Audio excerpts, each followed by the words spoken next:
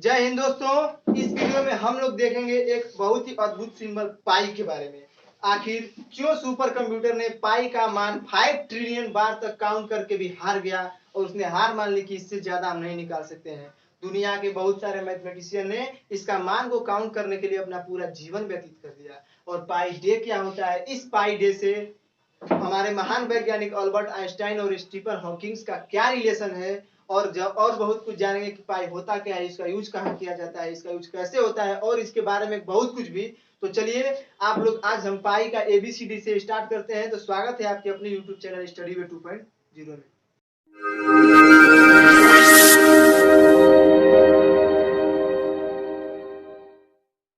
चलिए दोस्तों, पाई के बारे में समझते हैं। पाई क्या होता है? पाई ग्रीक भाषा के अल्फाबेट का 16वां लेटर होता है। पाई आप लोग स्क्रीन पे देख सकते हैं, पाई 16वां लेटर है।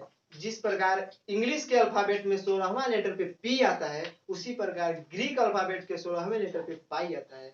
तो चलिए आखिर हम ये जान लेते हैं कि पाई का कॉन्सेप्ट दिमाग में आया कहां से। तो पाई हमने बताया आपको कि ग्रीक भाषा है, और जिस तरह हम लोग कहते हैं सरकमफेरेंस मींस परिधि, उस तरह अगर आप ग्रीक भाषा में उसको बोलेंगे तो देखिए हम सर्च करके बता रहे हैं कि सरकमफेरेंस तो ग्रीक भाषा में क्या बोला जाता है। ब्लैक बोर्ड पर देखिए, सरकमफेरेंस को अगर ग्रीक भाषा में बोलेंगे तो ग्रीक भाषा में इसको पेरिफेरिया कहते हैं, और इसका भी पहला लेटर आप लोग देख सकते हैं कि पाई ही है।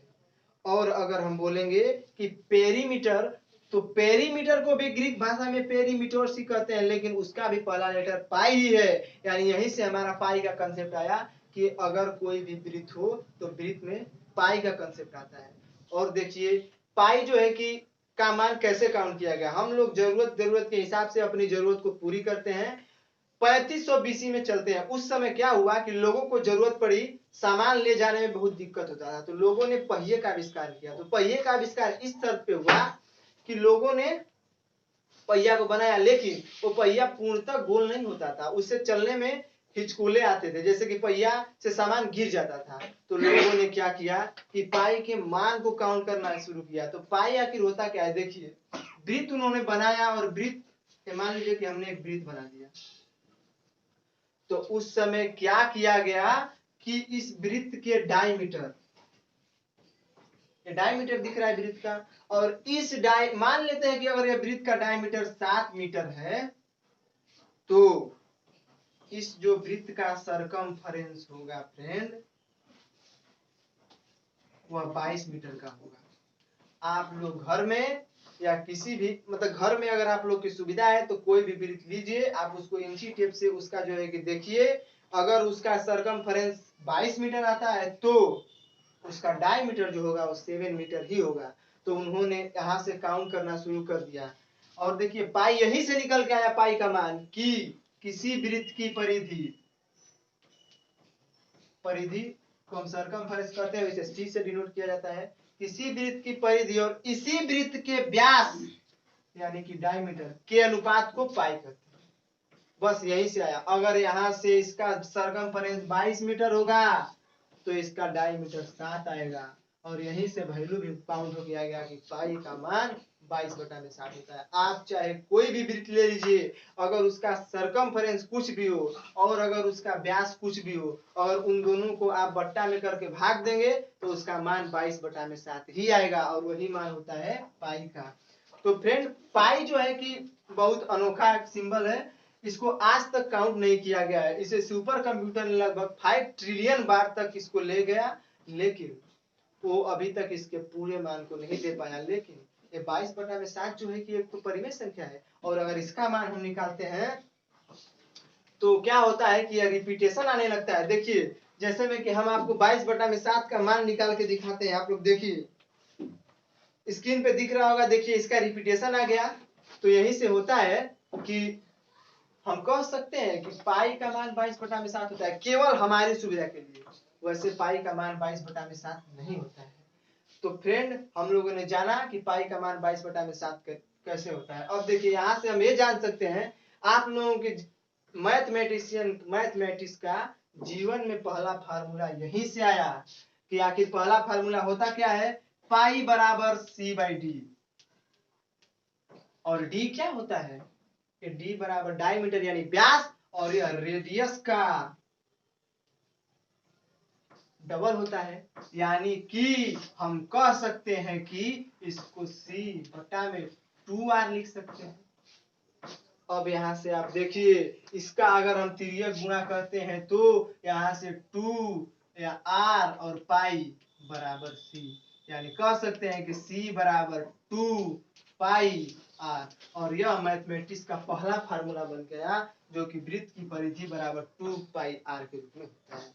तो यहाँ से हम लोगों ने ये जाना कि पाई क्या है। पाई अभी तक पाई एक अपरिमेय संख्या है, जबकि 22/7 एक परिमेय संख्या है। इस 22/7 को 22/7 का मान माइक्रो यूनिट के बराबर होता है पाई के मान के। पाई का मान होता है 3.1415 के बराबर, और इसको भी अगर आप काउंट करते हैं तो इसका भी वैल्यू उसी के आसपास में आता है, इसीलिए हम सुविधा के अनुसार इसको मान लेते हैं।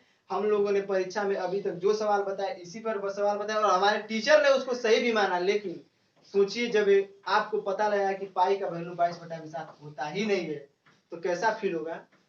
तो चलिए अब देखते हैं कि पाई डे क्या होता है, पाई डे क्यों मनाया जाता है। तो चलिए हम लोग जान लेते हैं कि पाई का प्रयोग किस किस आकृति में होता है। तो आप लोग को ध्यान में रखना होगा कि पाई का प्रयोग हम लोग उसी आकृति में कर सकते हैं जिस आकृति में कोई ना कोई सर्किल बना हो। जैसे हम इसका प्रयोग कोन में कर सकते हैं यानी शंकु में, सिलेंडर में कर सकते हैं यानी कि बेलन में, और इसका प्रयोग हम स्फेयर में कर सकते हैं, सेमी स्फेयर में कर सकते हैं, सर्किल में कर सकते हैं। तो इसका मतलब यह हुआ कि जिस भी आकृति में कोई ना कोई वृत्त से रिलेटेड अगर शब्द होगा यानी वक्राकार, उसमें पाई का प्रयोग करेंगे, और जिस आकृति में वक्राकार नहीं होगा उसमें पाई का प्रयोग नहीं करेंगे। यानी कि हम लोग पाई का प्रयोग घन और घनाभ में कतई नहीं करेंगे।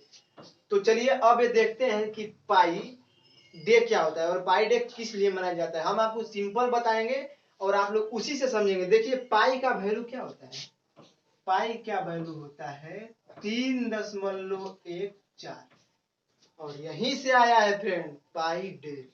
यानी कि पाई डे किस दिन मनाया जाता है, पाई डे मनाया जाता है 14 तारीख और 3 का महीना, यानी कि पाई डे 14 मार्च को मनाया जाता है। देखिए कितना सिंपल हो गया, केवल पाई के मान से हम याद कर सकते हैं कि पाई डे 14 मार्च को मनाया जाता है।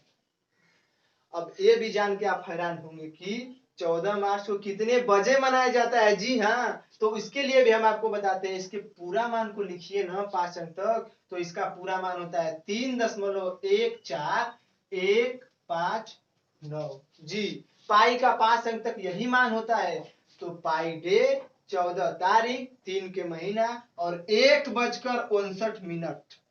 यहां से आप लोग देख सकते हैं इसी बजे 3 तारीख को पाई डे मनाया जाता है पूरे वर्ल्ड में।